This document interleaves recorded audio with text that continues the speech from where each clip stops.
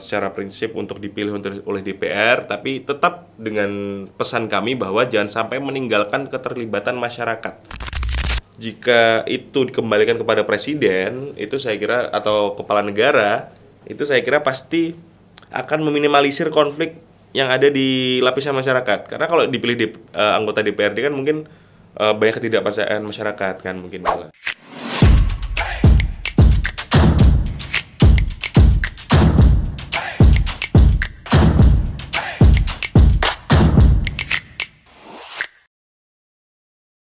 Kembali lagi di podcast Kios Koran bersama-sama saya Nilu Rara, dan juga kita akan ngobrol santai. Lagi-lagi kita kedatangan anggota DPRD Jawa Timur yang masih muda alias Gen Z, guys. Kita boleh beri tepuk tangan yang paling meriah ya untuk meriah banget 400 orang lebih. 400.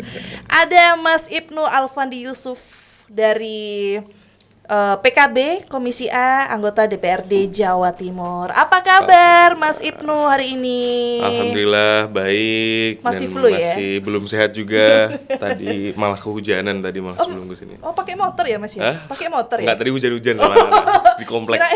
Kirain ngantornya pakai motor. Basa-basi. Basa-basi. Iya. Mas Ibnu, kok dari kemarin sakit terus, nggak minum vitamin, apa nggak ada yang ngobatin atau gimana? Nggak ada yang ngobatin, nggak ada yang ngingetin makan kayaknya. Swakno re. Mas Ibnu, kegiatannya apa nih hari ini? Tadi katanya habis rapat paripurna ya? Iya, kebetulan ini 3 hari ini rapat paripurnanya berturut-turut sampai besok masih ada lagi. Masih ada pembahasan PAK juga, banyak pembahasan dari Banggar juga, dari komisi, penyampaian komisi. Banyak. Sibuk ya Mas ya? Pusing nggak sih kayak gitu? Enggak lah, dinikmati. Itu adalah bentuk dari tanggung jawab juga. Berarti sesuai passionnya Mas Ibnu, karena kan pekerjaan harus sesuai sama passion supaya happy kerjanya. Alhamdulillah saya termasuk golongan orang yang beruntung bekerja sesuai passion. Sesuai passion, suka banget ya Mas ya. Mas Ibnu. Oke.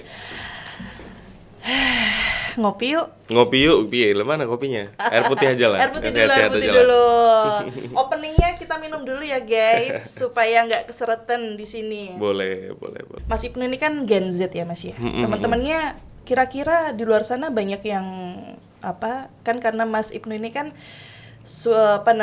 bekerjanya kan bersama dengan orang-orang yang senior alias bukan seumurannya Mas. Betul. Kan. Nah, gimana sih Mas Ibnu ini membagi antara giatnya anak Gen Z sama giatnya DPRD?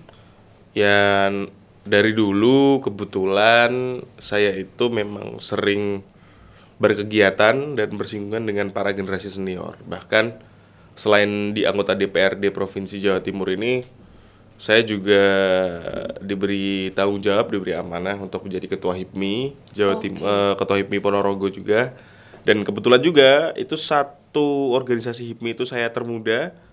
Di Ponorogo itu saya termuda jadi ketua. Di Jawa Timur pun saya ketua BPC HIPMI termuda juga. Jadi memang kebiasaan termuda memang di mana-mana tempat ini. Keren. Di fraksi termuda, di PKB termuda, tapi di Indrapura di antara 120 anggota DPRD Jawa Timur itu saya kira saya yang termuda. Tapi ternyata ada yang lebih muda juga. Ada lagi yang lebih. Iya, kurang saya. Satu, Mas. Apa itu? Nikah muda. Aduh. Rencana ada ini akhir-akhir tahun ini mungkin ya, atau tahun depan? Doanya. Amin. Pertemukan. Oh, berarti masih belum ketemu, guys. Kayaknya belum ketemu. Aman. Berarti Mas Ibnu ini giatnya di HIPMI ya. Berarti emang dari dulu itu suka suka berteman dengan orang-orang yang lebih senior. Betul. Pantes aja dewasa banget Mas Ibnu ini ya. Alhamdulillah. Kalau ngopi-ngopi sama teman-teman, ngopi darat? Masih sama teman-teman SMA, teman-teman kuliah, masih ngopi bareng, masih kadang-kadang main bola bareng. Jadi tidak serta-merta tidak berteman dengan seumuran juga enggak. Tidak berteman dengan seumuran. Harus balance. Harus balance, benar-benar. Ya. Harus membagi ya Mas ya. Kalau sama teman-temannya ya kita ngikut aja gayanya gitu kan. Kalau sama senior ini juga harus mengikuti obrolannya. Betul. Terus Mas Ibnu sendiri selain berdomisili di Ponorogo pernah di mana aja, Mas? Mungkin dulunya pernah dari SD sampai sekarang di Saya dari Ponorogo kecil, terus. dari SD sampai SMA itu di Ponorogo, kuliah itu di Jogja. Oh, Tapi di oke. antara tengah-tengah itu sangat sering ke Jakarta, ikut ayah ke Jakarta, diajak-ajak ke Senayan buat ikut belajar, Belanja apa belajar? belajar Oh, dong. kirain belanja. belajar dan ya mempelajari kehidupan sebagai anggota legislatif seperti apa, tugasnya seperti apa. Dan akhirnya ya makin lama makin suka. Jadi ya itu, hidup saya ini dibagi di 4 kota. 4 kota. Ponorogo, Surabaya, Jogja dan Jakarta. Paling enak tinggal di mana? Ponorogo lah. Nggak Jogja. Jogja juga enak. Makanya tadi saya mikir sempat itu Jogja itu juga enak soalnya. Apa-apa murah, enak, banyak tempat-tempat bagus. Terus banyak Banyak cewek-cewek. enggak Bukan, juga. bukan. Banyak tempat-tempat makan enak, kafe-kafe yang kekinian. Kalau Ponorogo kan masih tingkat kabupaten, jadi masih berkembang. Ya semoga segera mencapai ke level itulah. Amin. Semoga, Ya mudah-mudahan ya, Mas Mm-mm. ya. Terus tadi habis dari rapat paripurna langsung ke sini atau mau mampir dulu makan? Ya makan dulu tadi di Rawan Setan terus Oh, kesini. pantes aja lama guys, dari tadi kita nunggu ya kan. Ternyata cari makan dulu beliau dulu, ini. makan Oke, Mas Ibnu, di episode sebelumnya itu kan kita lagi membahas terkait putusan MK. Oke. Gitu kan. Yang dimana putusan MK itu udah 90% ke atas lah. Itu ibaratnya udah final, nggak bisa diganggu gugat gitu kan. Kecuali ada perubahan Amandemen. amandemen itu tadi. Undang-undang Nah, dasar. di episode kali ini guys, kita akan ngobrolin, ini nggak jauh beda sama putusan MK ya, tapi kita kali ini ngobrolin tentang ada isu, ya, ada isu atau wacana. Apakah betul, Mas Ibnu, kalau bupati atau gubernur Mm-mm. itu nantinya akan dipilih oleh DPRD? Nah, jadi itu adalah sesuatu gagasan yang kemarin sempat dilemparkan oleh beberapa pemerintah pusat maupun daerah.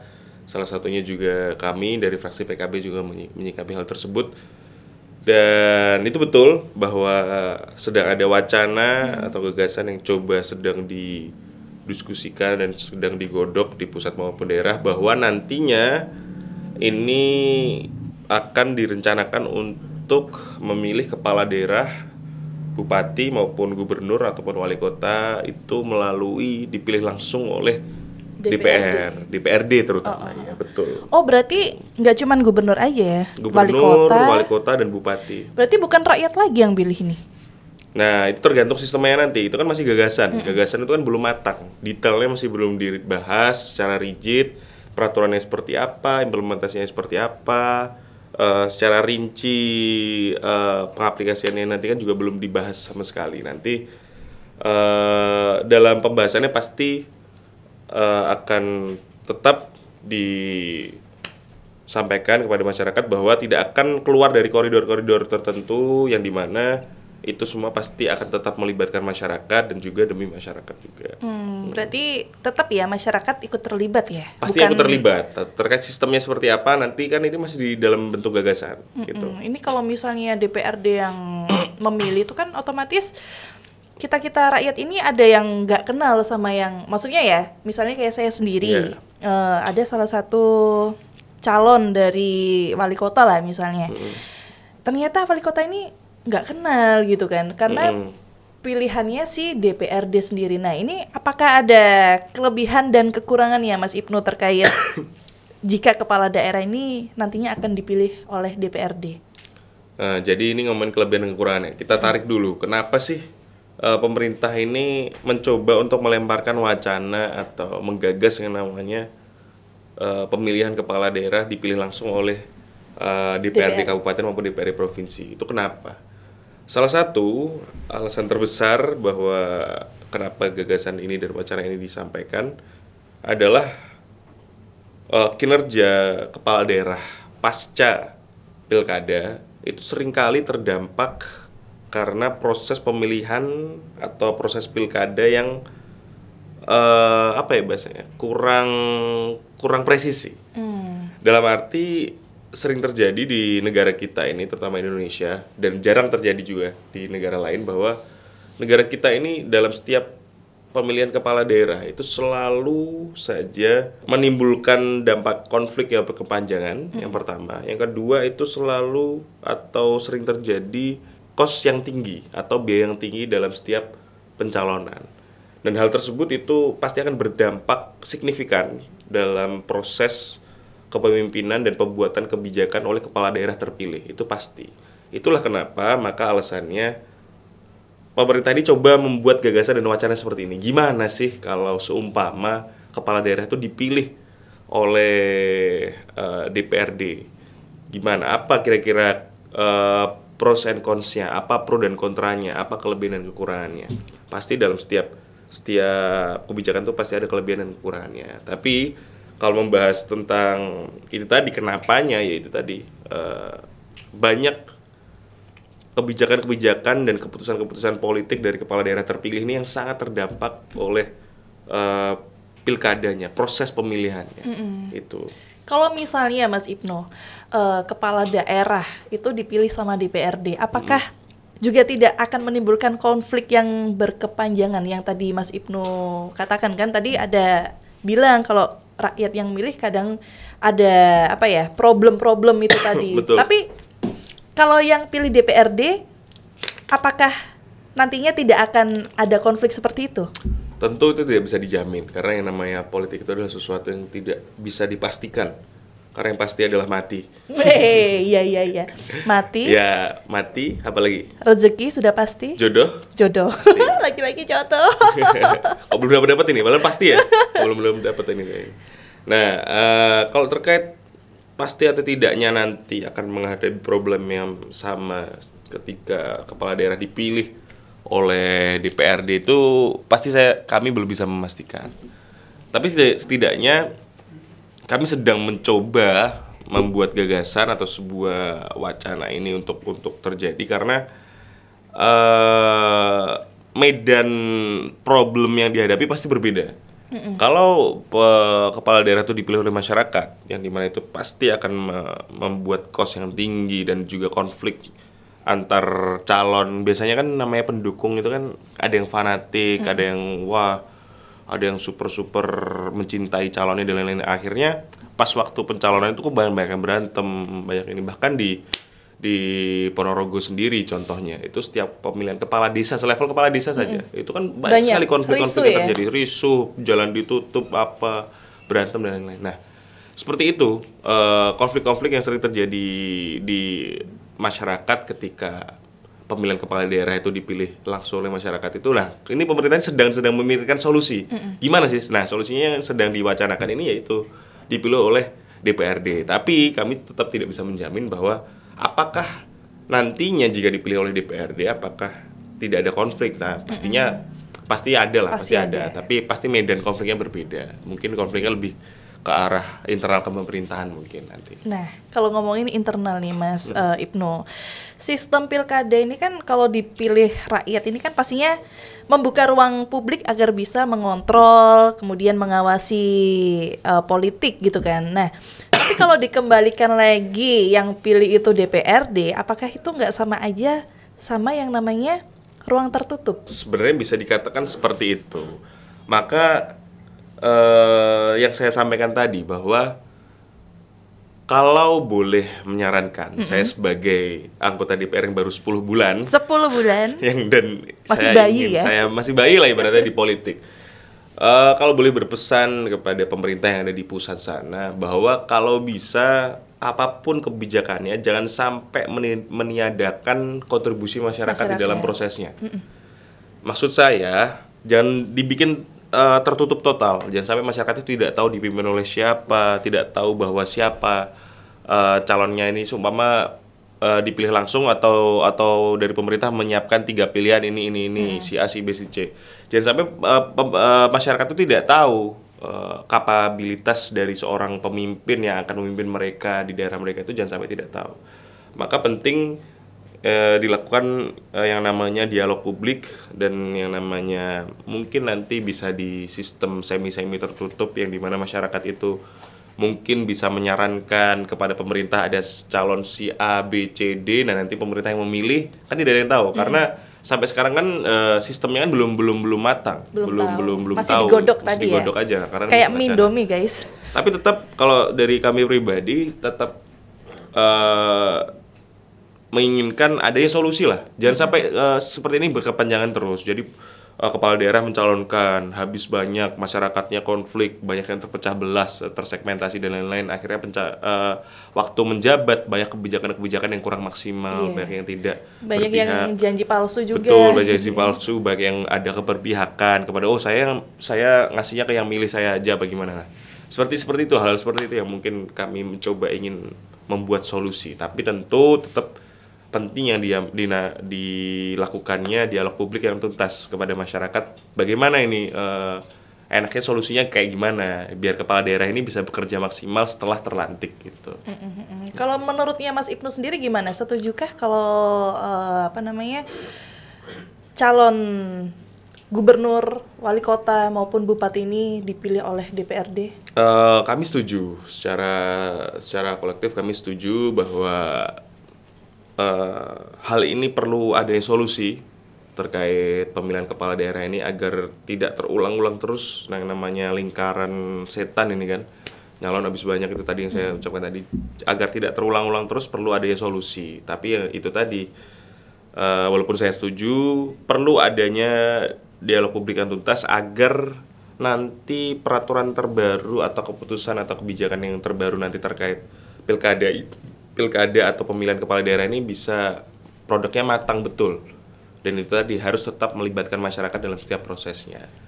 Gitu. Harus tetap melibatkan ya. Terus untuk saat ini Mas, sejauh ini ini saya kepo sama teman-temannya Mas Ibnu kan, karena Mas Ibnu pastinya punya banyak teman kuliah. Sampai sekarang ini masih kuliah kah atau udah selesai ya? Sudah selesai. Oh, udah selesai, nggak mau lanjut. PNS2. Oh, mau OTW lanjut S2 berarti lanjut ya. S2, betul. Rencananya di Ponorogo atau di Surabaya? Belum tahu. Atau Jogja lagi? Mungkin bisa jadi Jogja lagi, mungkin Jakarta. LDR-nya jauh dong Mas kalau ke Jogja, kan kantornya di Surabaya. Iya, bisa jadi Surabaya juga. Kan kuliah S2 kan tidak sesibuk S1. Mungkin waktu tesis, waktu wawancara aja apa gimana. Saya belum tahu sih, saya belum pernah S2 soalnya. Saya juga belum pernah, makanya tanya-tanya ini. Iya. Berarti teman-temannya Mas Ibnu ini gimana nih secara Gen Z gitu kan. Pastinya mereka ini kan punya unek-unek tersendiri ya, apalagi banyak yang kita ketahui, banyak terjadi demo di mana-mana kan untuk saat ini. Mas Ibnu gimana untuk menanggapi teman-temannya Mas ini yang pernah nggak sih kayak mengkritik? Secara general pandangan masyarakat terutama kaum muda atau secara general lah semua masyarakat terkait kebijakan ini pasti pesimis. Karena seakan-akan kan hak masyarakat untuk memilih kepala daerah kan seakan-akan dicabut. Betul. Pasti banyak yang pesimis, banyak yang kontra terkait ini, apalagi akhir-akhir ini banyak ketidakpercayaan publik kepada pemerintah. Bahkan baru-baru ini kemarin juga ada demo dari masyarakat untuk bubarkan DPR dan lain-lain. Saya kira kalau secara general pasti saya kira masyarakat itu kurang setuju dengan adanya wacana pemilihan kepala daerah lewat DPR ini. Tapi yang perlu diketahui oleh masyarakat bahwa kami dari sudut pandang pemerintah sebenarnya ingin menciptakan solusi, itu tadi. Solusi terkait bagaimana kepala daerah itu bisa optimal, efektif dan efisien setelah terlantik nanti. Nah, begitu. Menurut Mas Ibnu sendiri yang supaya pemilihan kepala daerah ini berjalan dengan efektivitas dan efisien, bagaimana? Gimana ya? Ini kembali lagi dari sudut pandang saya yang masih bayi ya, masih baru lah di dunia politik, masih baru terbit lah di dunia politik. Tapi kan nggak ada salahnya. Iya, nggak ada salahnya. Jadi kalau salah mau dikoreksi ya nanti ya. Kalau menurut saya mungkin Indonesia ini akan cocok jika masuk ke arah sistem pemerintahan parlementer, yang dimana itu adalah sistem pemerintahan yang dianut oleh beberapa negara-negara maju yang sekarang ini, seperti Inggris, Jepang, apalagi ya, Belanda, Kanada, Australia dan lain-lain. Itu menganut sistem parlementer yang dimana seorang kepala daerah seperti gubernur atau bupati itu ditunjuk langsung oleh kepala negara. Oh, berarti di negara lain sudah. Banyak yang terjadi, tapi kepala negara bukan anggota dewan. Oke. Jadi yang lebih matangnya nanti, saya kira nanti produknya akan mengerucut ke sistem parlementer. Jadi kepala negara atau presiden atau perdana menteri yang memilih kepala daerahnya, gubernur atau bupatinya atas persetujuan dari anggota parlemen yang di dalamnya pasti ada anggota legislatif. Saya kira jika itu dikembalikan kepada presiden, itu saya kira atau kepala negara, itu saya kira pasti akan meminimalisir konflik yang ada di lapisan masyarakat. Karena kalau dipilih anggota DPRD kan mungkin banyak ketidakpercayaan masyarakat kan, mungkin dalam unsur kebijakan, dari unsur pilihan dan lain-lain. Tapi kalau itu ditarik ke pusat negara, ke kepala negara, nanti atas persetujuan anggota parlemen dan lain-lain, dan atas persetujuan masyarakat juga, saya kira itu bisa menjadi solusi. Karena terbukti banyak sekali negara-negara maju yang menganut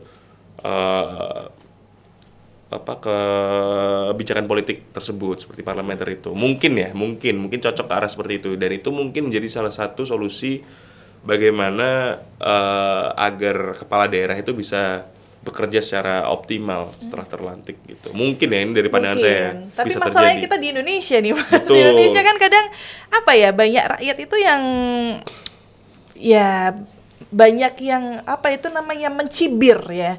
Bukan mengkritik tapi mencibir. Belum dilaksanakan tapi sudah Betul. berani untuk ngalor ngidul gitu loh. Betul. Ya, kita berkaca dari negara tetangga kita lah. Malaysia itu juga sistem pemerintahnya adalah parlementer, pemilihan kepala daerahnya adalah parlementer. Dan karena dari segi karakter, dari segi fisik, saya kira kan kita mirip banget kan, Melayu juga. Wujudnya Malaysia juga bisa, dan bahkan bisa dibilang lumayan lebih ahead, lebih maju daripada kita dari segi ekonomi, dari segi demokrasi dan kepemerintahan.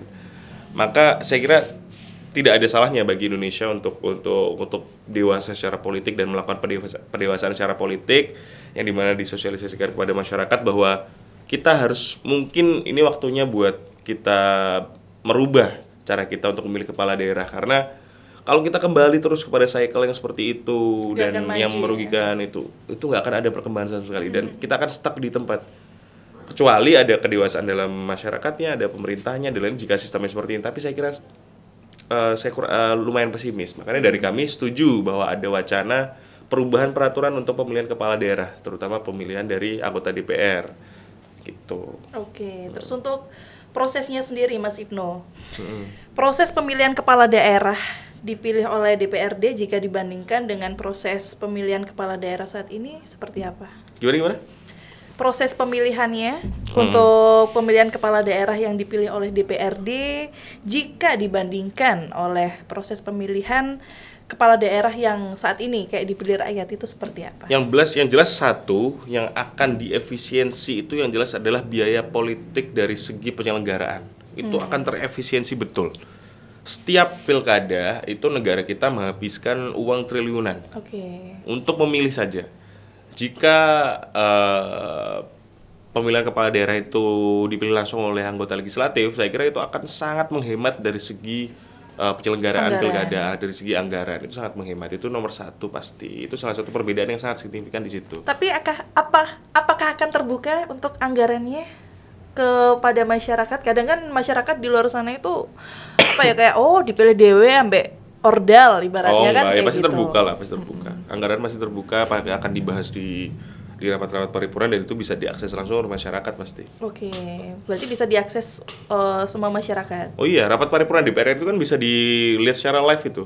Di mana itu? Lo nggak pernah lihat ya? Nggak pernah. Lihat aja, cari aja Di mana itu? Di Google gitu. Oke. Nonton live rapat paripurna DPR RI gitu pasti keluar. Oke, yang yang daerah nggak ada ya live-nya? Daerah Masih kadang-kadang ada, tergantung ada kegiatan yang ini, tapi kayak tidak Ada ya? ada, harusnya ada. Berarti besok ada dong. Ada.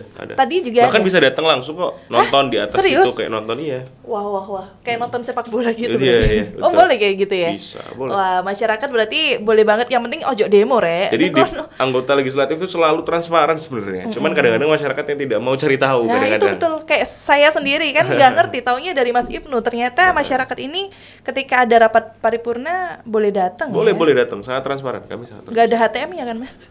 Nggak ada. Gratis ya? Dapat kopi malah. Oh, dapat kopi. Wah, besok harus mampir ke sana, guys, Iya. supaya tahu ya isi rapat paripurna dari DPRD Jawa Timur itu membahas tentang apa aja. Ini kalau kita balik lagi nih, Mas, Komisi A itu pembahasannya tentang apa aja sih kalau boleh tahu? Tentang pemerintahan, hukum, perundang-undangan. Tapi kebetulan ini FYI, for information, untuk informasi untuk semua penonton, untuk jutaan penonton nanti yang kira-kira nonton. Amin.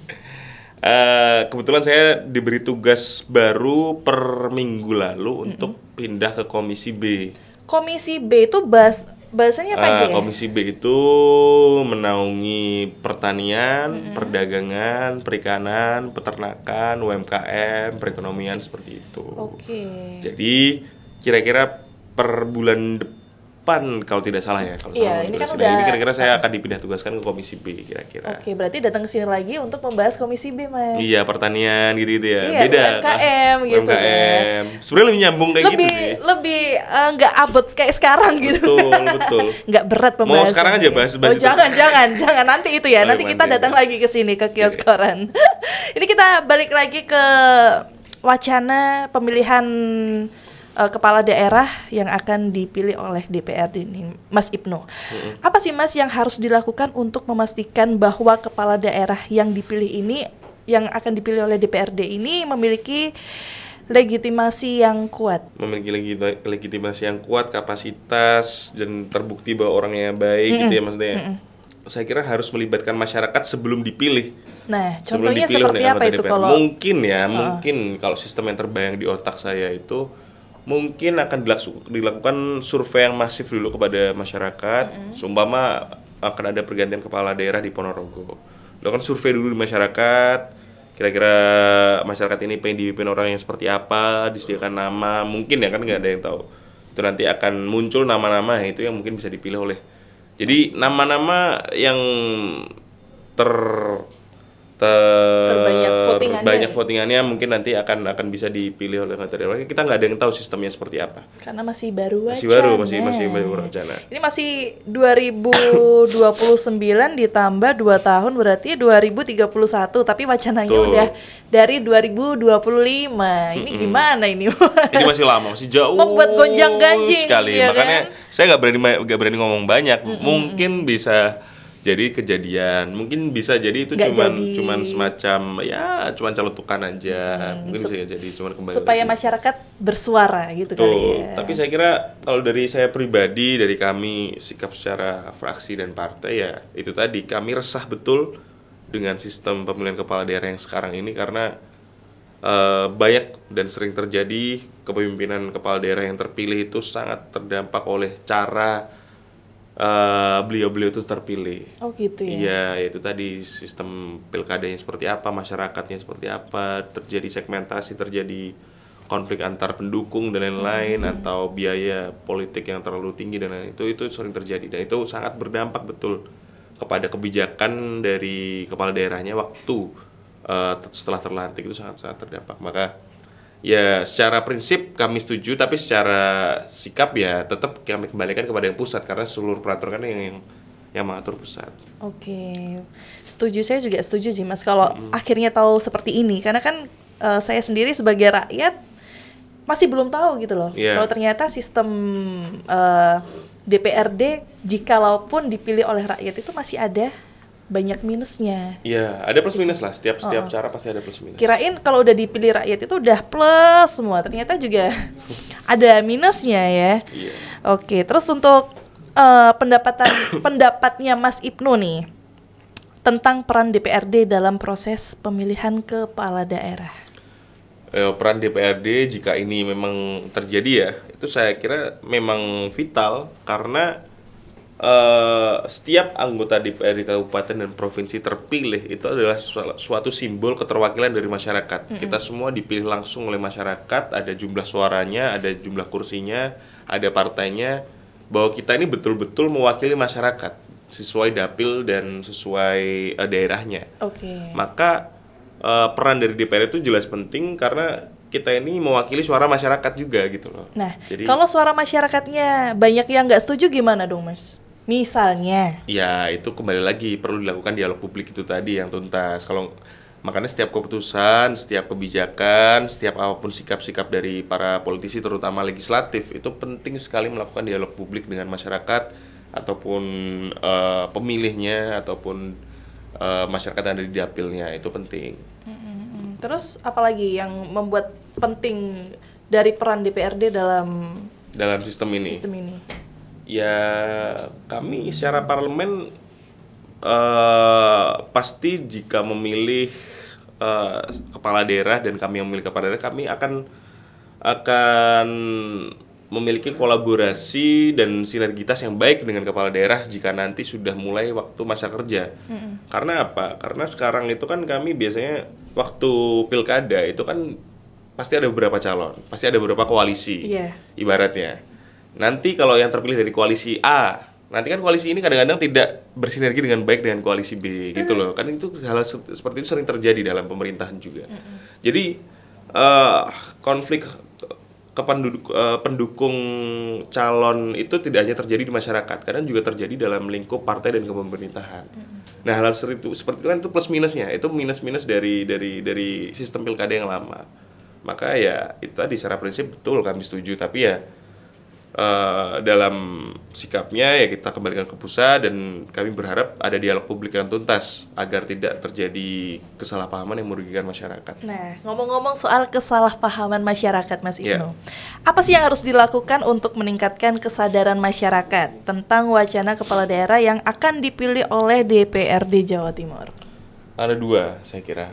Perlu yang namanya sosialisasi. Lagi-lagi sosialisasi dan komunikasi. Itu soalnya gini. Penting itu ya? Itu penting karena setiap apapun yang dilakukan oleh pemerintah itu harus diketahui niat aslinya oleh masyarakat. Karena sekarang itu tuh lagi kita sedang berada di era post-truth. Yang dimana potongan-potongan yang ada di TikTok, potongan-potongan yang ada di Instagram, Facebook itu lebih berarti dan lebih dianggap jujur oleh masyarakat daripada esensi aslinya yang di belakangnya. Jadi potongan-potongan depan-depan gitu itu namanya era post-truth.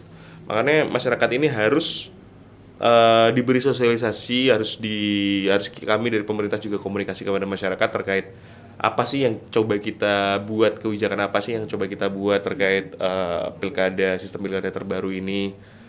Dan yang selanjutnya perlu dilakukan juga yang dimana itu dari masyarakat itu meningkatkan kepercayaan juga kepada pemerintah. Kembali lagi ke situ karena dengan berkaca kejadian-kejadian akhir-akhir ini dengan banyaknya demo, apalagi demo bahkan DPR itu kan adalah bukti dari ketidakpuasan masyarakat kepada kinerja kami. Maka perlu dilakukan berbagai mitigasi dan cara-cara yang efektif untuk meningkatkan kepercayaan masyarakat kepada anggota legislatif, terutama di daerah, kabupaten, provinsi maupun di RI. Ini kan karena masyarakat kalau di kota-kota besar itu kan rata-rata yang seperti Mas Ibnu katakan ya, banyak nonton TikTok, potongan-potongan yang pro dan kontra gitu kan. Nah, ini pelosok-pelosok desa yang tidak tahu ini gimana, Mas? Oh ya, makanya itu tadi sosialisasi. Kayak kita bahas di kemarin podcast kemarin juga. Tetap ya, caranya. Sosialisasi, kumpulkan tokoh-tokoh masyarakat. Sudah itu nanti insya Allah getok tular dan word to mouth-nya pasti pasti akan menyebar kepada masyarakat. Tidak mungkin kalau 200 sekian juta masyarakat dikumpulkan semuanya satu persatu tuh anggarannya kan banyak banget. Susah kalau itu ya. Ada yang bisa, ada yang nggak bisa gitu kan. Ada yang lagi maco, lagi ngarit, lagi ngasih makan ternaknya, lagi nganterin anak sekolah kan susah. Mas Ibnu terakhir. Oke, lu udah terakhir aja. Kalau mau lanjut nanti aja Mas ya. Okay. Di luar aja kalau gitu ya. Terakhir nih Mas Ibnu, pesan dari Mas Ibnu kepada DPRD tentang wacana kepala daerah yang akan dipilih oleh DPRD mungkin terkait transparansi dan lain sebagainya. Monggo bisa disampaikan. Jadi kalau dari kami menyikapi wacana pemilihan kepala daerah oleh anggota DPRD ini, kami secara prinsip itu setuju bahwa karena kami resah dengan apa yang terjadi di lapangan, yang dimana banyak sekali kebijakan-kebijakan dan keputusan yang dilakukan oleh kepala daerah itu baiknya terdampak oleh proses pemilihan kepala daerah, yang dimana banyak sekali konflik-konflik yang terjadi antar masyarakat, antar koalisi, antar partai, ataupun biaya kos politik yang tinggi. Kami karena resah dengan hal itu, kami menyetujui secara prinsip untuk dipilih oleh DPR, tapi tetap dengan pesan kami bahwa jangan sampai meninggalkan keterlibatan masyarakat dalam hal ini. Dalam hal ini harus ada transparansi dari pemerintah kepada masyarakat agar kedepannya bisa terpilih calon kepala daerah yang betul-betul punya kapasitas, bisa dipercaya dan jujur dan amanah, dan insya Allah kedepannya bisa memimpin daerah-daerahnya dengan baik gitu. Jangan lupa coblos Mas Ibnu. Selama pemilihnya. Masih lama ya. Terima kasih Mas Ibnu untuk ngobrol santai di podcast Kios Koran. Ditunggu di episode selanjutnya ya. Pembahasan tentang UMKM. Kalau jadi pindah komisi ya. Tunggu kabarnya nanti. Tunggu kabarnya di bulan depan ya guys. Oke, ketemu lagi di podcast Kios Koran episode selanjutnya. Terima kasih.